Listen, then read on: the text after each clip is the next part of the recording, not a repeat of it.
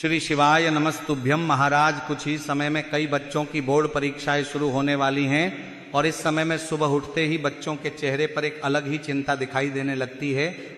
माता पिता के मन में हल्की सी घबराहट रहती है। खासकर जब बच्चों की 5वीं, 8वीं, 10वीं और 12वीं की बोर्ड परीक्षाएं पास आती हैं तो बच्चों के साथ साथ माता पिता भी तनाव में आ जाते हैं। अब महाराज, 5वीं और 8वीं के बच्चे अक्सर इसलिए घबराते हैं क्योंकि ये उनके जीवन का पहला बड़ा पड़ाव होता है। उन्हें लगता है कि अब पढ़ाई बहुत कठिन हो गई है, अब उनसे ज़्यादा उम्मीदें रखी जा रही हैं। वहीं 10वीं और 12वीं के बच्चों पर तो समाज, रिश्तेदार और खुद परिवार का दबाव और भी ज़्यादा होता है। कोई कहता है 10वीं से भविष्य तय होता है, कोई कहता है 12वीं में अच्छे नंबर नहीं आए तो आगे रास्ता मुश्किल हो जाएगा। ऐसे में बच्चे चाह कर भी शांत नहीं रह पाते हैं। लेकिन महाराज, एक बात हमें हमेशा याद रखनी चाहिए कि परीक्षा केवल ज्ञान की परीक्षा होती है, व्यक्ति की कीमत तय करने का पैमाना नहीं होती है। फिर भी मनुष्य का स्वभाव है, वह डरता है, सोचता है, परेशान होता है। खासकर बच्चे जिनका मन बहुत कोमल होता है वे छोटी छोटी बातों को भी बहुत बड़ा बना लेते हैं। कई बच्चे तो रात रात भर ठीक से सो भी नहीं पाते, किताब सामने होती है लेकिन मन कहीं और भटकता रहता है। ऐसे समय में मेहनत के साथ साथ मन को शांत रखना बहुत जरूरी होता है। पढ़ाई जितनी जरूरी है उतना ही जरूरी है आत्मविश्वास। और आत्मविश्वास तब आता है जब मन में भरोसा हो, जब अंदर से यह आवाज आए कि मैंने अपनी पूरी कोशिश की है। इसीलिए महाराज, आज हम ऐसे उपायों के बारे में जानेंगे जो विशेष रूप से ऐसे बच्चों के लिए होंगे जो किसी भी बोर्ड परीक्षा को देने वाले हैं। अब महाराज, यहाँ पर एक बात बहुत साफ समझनी चाहिए। कोई भी उपाय, कोई भी प्रार्थना, कोई भी पूजा तभी फल देती है जब उसके साथ मेहनत जुड़ी हो। अगर बच्चा बिल्कुल पढ़ाई न करे और सिर्फ उपाय के भरोसे परीक्षा देने चला जाए तो ऐसा नहीं है कि चमत्कार हो जाएगा। लेकिन अगर बच्चा मन लगाकर पढ़ाई कर रहा है, अपनी पूरी कोशिश कर रहा है और उसके साथ साथ ईश्वर से प्रार्थना भी कर रहा है तो उसका मन मजबूत होता है, डर कम होता है और वही मन उसे परीक्षा में अच्छा करने की शक्ति देता है। ऐसे में 5वीं और 8वीं के बच्चों के लिए सबसे बड़ी जरूरत होती है डर को दूर करना।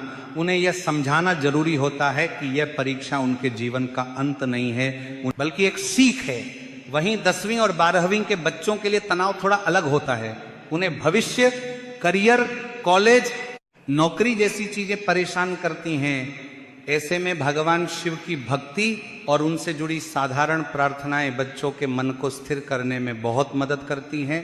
और भगवान शिव को भोलेनाथ कहा जाता है। वे बहुत जल्दी प्रसन्न होने वाले देवता हैं। उन्हें दिखावे की पूजा नहीं चाहिए, उन्हें सच्चा मन चाहिए। जब कोई बच्चा सच्चे मन से उनसे प्रार्थना करता है तो उसका मन अपने आप हल्का हो जाता है। शिव भक्ति का सबसे बड़ा लाभ यही है कि मन शांत होता है और डर धीरे धीरे खत्म होने लगता है।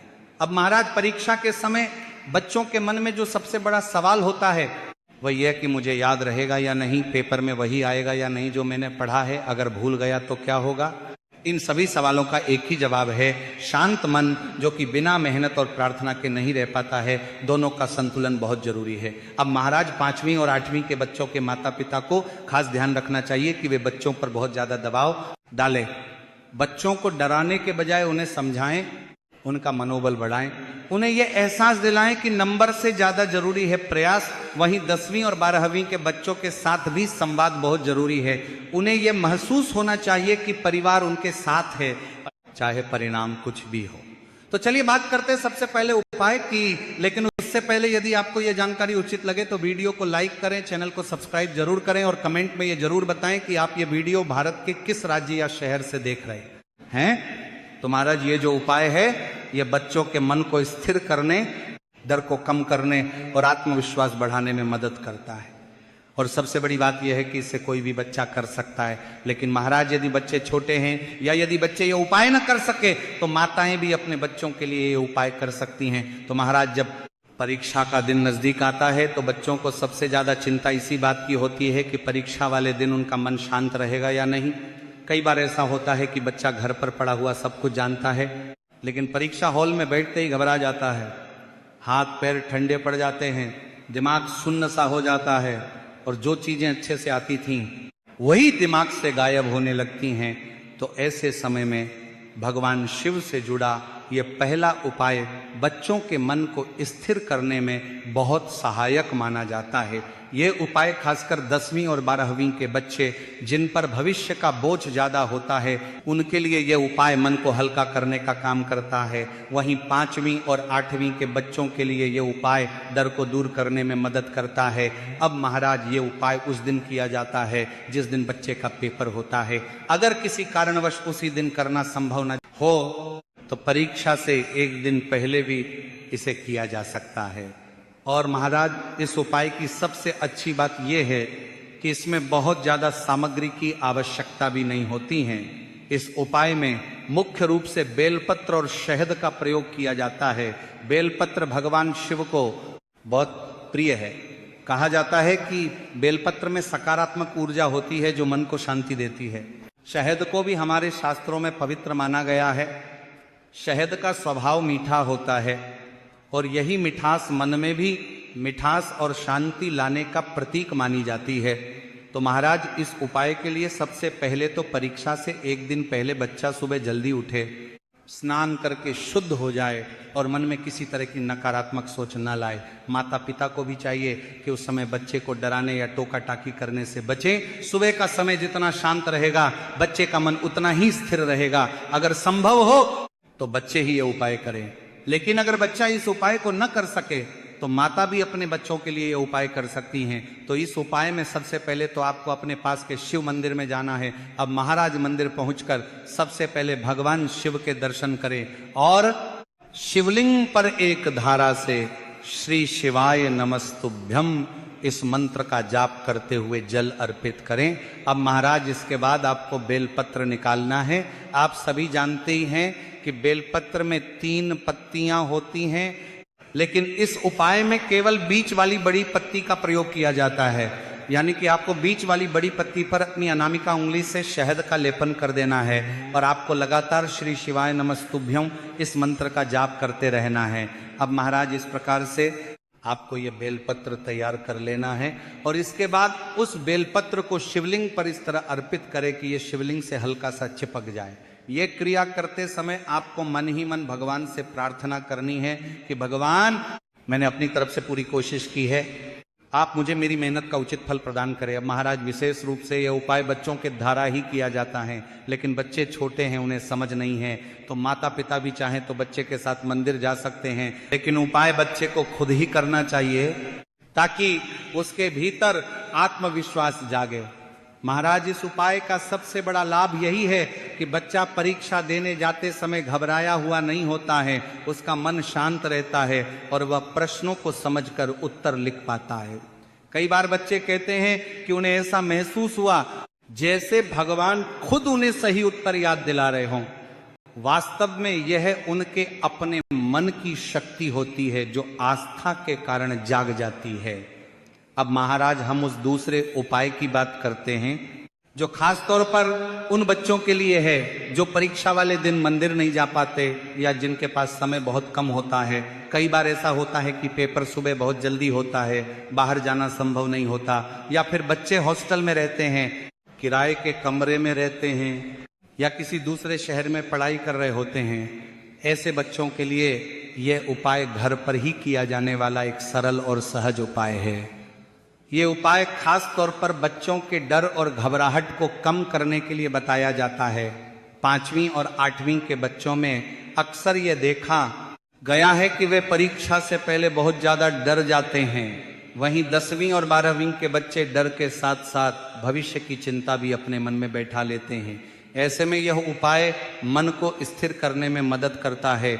अब महाराज इस उपाय में बहुत ज़्यादा चीज़ों की जरूरत नहीं होती। इसमें सिर्फ 2 काली मिर्च का प्रयोग किया जाता है। काली मिर्च को हमारे यहाँ नकारात्मक ऊर्जा को दूर करने का प्रतीक माना जाता है। इस उपाय को परीक्षा वाले दिन ही करना होता है। बच्चा सुबह उठकर स्नान कर ले, साफ कपड़े पहन ले और अपने मन को शांत रखे। माता पिता को चाहिए कि उस समय बच्चे को जल्दबाजी या डांट फटकार से दूर रखें। सुबह का माहौल जितना शांत रहेगा बच्चा उतना ही बेहतर महसूस करेगा। अब बच्चे को अपने सीधे हाथ की हथेली में 2 काली मिर्च लेनी होती हैं। यह काम बच्चे को खुद करना चाहिए, कोई और व्यक्ति उसकी जगह ये उपाय न करे। ऐसा इसलिए क्योंकि जब बच्चा खुद अपने हाथों से यह करता है तो उसके भीतर जिम्मेदारी और आत्मविश्वास की भावना आती है। अगर घर में छोटा सा शिवलिंग या भगवान शिव की तस्वीर है तो एक काली मिर्च वहां अर्पित की जाती है। पहली काली मिर्च अर्पित करते समय बच्चा मन ही मन भगवान से इतना कहे कि मैं अपनी परीक्षा देने जा रहा हूं, मुझे सही दिशा और सही मार्ग दिखाए। इसके बाद दूसरी काली मिर्च घर के मुख्य द्वार पर रखें। यहां एक बात बहुत ध्यान देने योग्य है कि यह घर का मुख्य द्वार होना चाहिए, न कि कमरे का दरवाजा। ऐसा माना जाता है कि मुख्य द्वार से बाहर जाते समय मन की सारी नकारात्मकता पीछे छूट जाती है। तो जब बच्चा घर से बाहर निकलता है तो पहला कदम सोच समझ कर रखता है। इस समय भगवान शिव का स्मरण किया जाता है या मन ही मन उनका नाम लिया जाता है। इसका अर्थ यह नहीं है कि कोई जटिल मंत्र बोलना जरूरी है, बल्कि बस इतना भाव होना चाहिए कि भगवान मेरे साथ है। महाराज 5वीं और 8वीं के बच्चों के लिए यह उपाय इसलिए उपयोगी माना जाता है क्योंकि वे छोटी छोटी बातों से भी घबरा जाते हैं। यह उपाय उन्हें यह एहसास दिलाता है कि वे सुरक्षित हैं। वहीं 10वीं और 12वीं के बच्चों के लिए यह उपाय तनाव को कम करता है और मन को स्थिर करता है। अब महाराज यहाँ एक बात फिर से समझना बहुत जरूरी है, ये उपाय पढ़ाई का विकल्प नहीं है। पढ़ाई और मेहनत अपनी जगह जरूरी है, लेकिन जब मेहनत के साथ मन का संतुलन जुड़ जाता है तो परिणाम अपने आप बेहतर होने लगते हैं। अब महाराज हम उस तीसरे और अंतिम उपाय की बात करते हैं जिसे सबसे विशेष माना जाता है। ये उपाय परीक्षा से कुछ दिन पहले किया जाता है और इसका उद्देश्य बच्चे के मन में गहरी स्थिरता, विश्वास और सकारात्मक सोच को मजबूत करना होता है। यह उपाय खास तौर पर 10वीं और 12वीं के बच्चों के लिए बहुत उपयोगी माना जाता है क्योंकि इन्हीं कक्षाओं में भविष्य को लेकर सबसे ज्यादा दबाव होता है। लेकिन 5वीं और 8वीं के बच्चे भी इसे अपने माता पिता के साथ कर सकते हैं। ये उपाय प्रदोष व्रत के दिन किया जाता है। प्रदोष का दिन भगवान शिव को बहुत प्रिय माना जाता है। कहा जाता है कि इस दिन की गई छोटी सी प्रार्थना भी मन पर गहरा प्रभाव डालती है। तो महाराज इस उपाय में जब भी किसी बच्चे का एग्जाम नजदीक हो तो माता पिता को चाहिए कि वे देख लें कि परीक्षा से पहले कौन सा प्रदोष व्रत पड़ रहा है। उसी दिन शाम के समय यह उपाय किया जाता है क्योंकि प्रदोष की तिथि पर प्रदोष काल का विशेष महत्व होता है। तो महाराज इस उपाय में आपको 2 बेलपत्र और थोड़ा सा लाल चंदन लेना होगा। बेलपत्र भगवान शिव को अर्पित किया जाता है और लाल चंदन मन की शुद्धता और एकाग्रता का प्रतीक माना जाता है। बच्चा साफ मन और शांत भाव के साथ यह उपाय करता है। अगर बच्चा छोटा है, जैसे 5वीं या 8वीं में पढ़ रहा है, तो माता पिता उसका मार्गदर्शन कर सकते हैं, लेकिन भावना बच्चे की ही होनी चाहिए। तो महाराज शाम के समय शिव मंदिर जाकर या घर में शिवलिंग के सामने बैठकर भी यह उपाय किया जा सकता है। तो सबसे पहले तो आपको दोनों बेलपत्रों के चिकने भाग पर हल्का सा लाल चंदन लगा लेना है। इसके बाद दोनों बेलपत्रों को एक साथ अपने सीधे हाथ में रखें और दोनों बेलपत्रों को सबसे पहले तो आपको शिवलिंग पर, जहां माता अशोक सुंदरी जी का स्थान होता है, वहां पर आपको स्पर्श कराना है। फिर इसके बाद आपको इन दोनों बेलपत्र को भगवान शिव के शिवलिंग पर स्पर्श करवाना है और अंत में इन दोनों ही बेलपत्र को आपको शिवलिंग के सामने जो नंदी बाबा होते हैं और उनका जो उठा हुआ पैर होता है, वहां पर आपको अपनी कामना को कहकर के दोनों बेलपत्र को एक साथ समर्पित कर देना है। क्योंकि महाराज नंदी बाबा को भगवान शिव का सबसे बड़ा भक्त माना जाता है। ऐसा कहा जाता है कि जो भी सच्ची भावना से नंदी बाबा के पास अपनी बात रखता है वह भगवान शिव तक जरूर पहुंचती है। अब महाराज इसके बाद घर आकर या मंदिर से निकलकर थोड़े से हरे मूंग के दाने आपको नंदी महाराज को या गौ माता को खिला देने हैं। मात्र थोड़े से अधिक नहीं खिलाना है, क्योंकि महाराज जब मन में करुणा आती है तो अहंकार और डर अपने आप कम होने लगते हैं। यही संतुलन बच्चे के मन को हल्का करता है।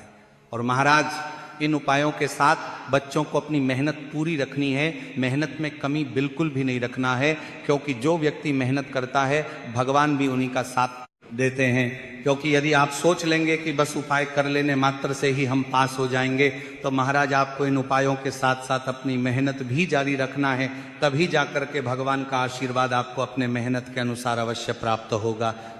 तो यदि आपको ये जानकारी उचित लगी हो तो वीडियो को लाइक